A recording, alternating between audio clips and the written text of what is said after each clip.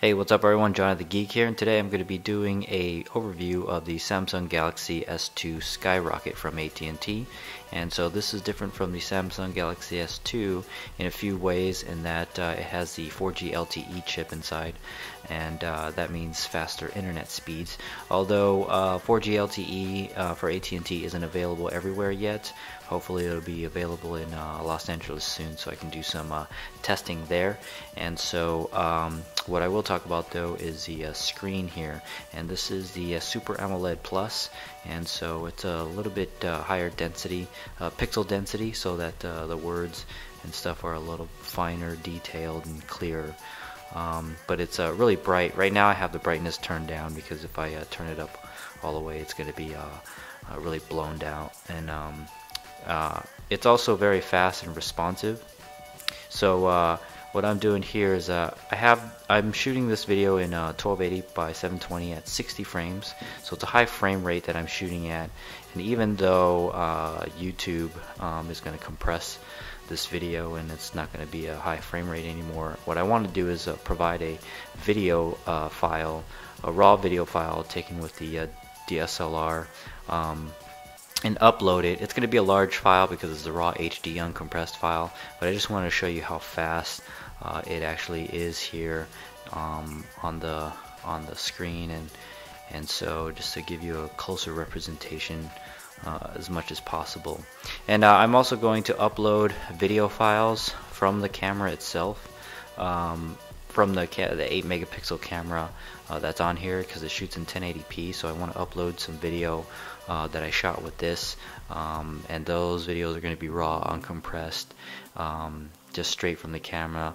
And I'll put it in a zip file and I'll link it somewhere. Hopefully I'll be able to upload it somewhere to some file sharing site.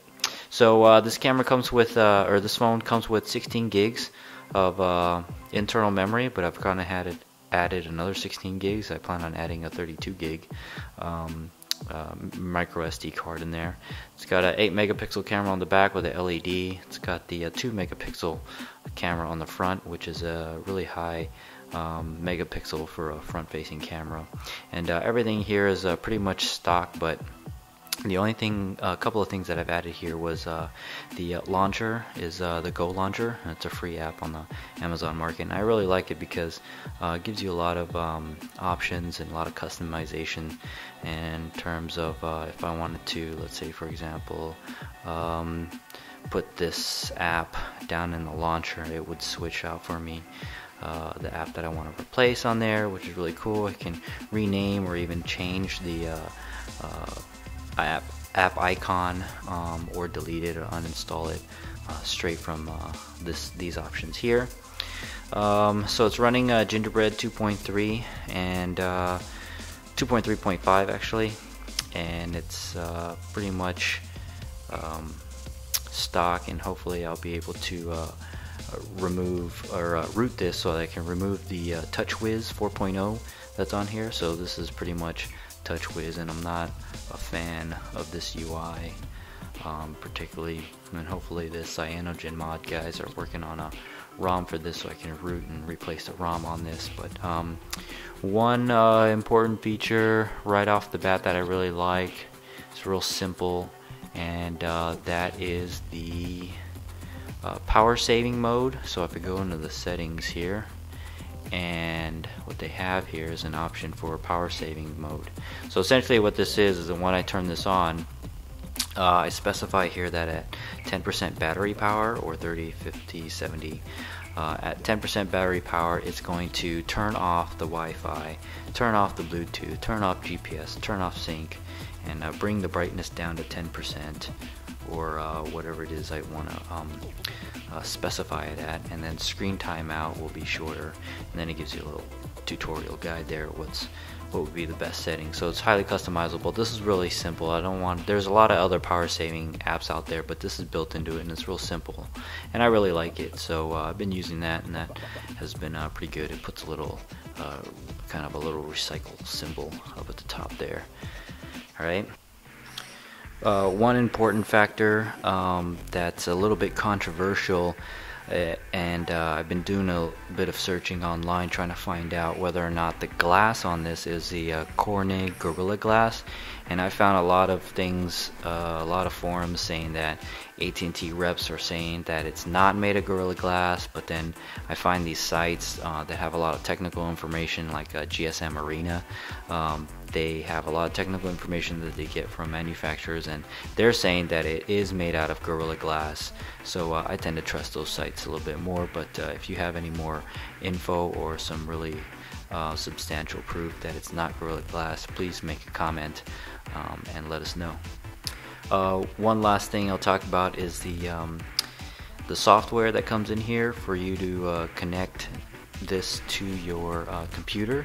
And in the past, Samsung's had the Keys software, so it's called KIES, right? And so now they have the Keys Air, and basically when you start that up and you hit start here and you want to say Wi-Fi, oh, I gotta turn on Wi-Fi.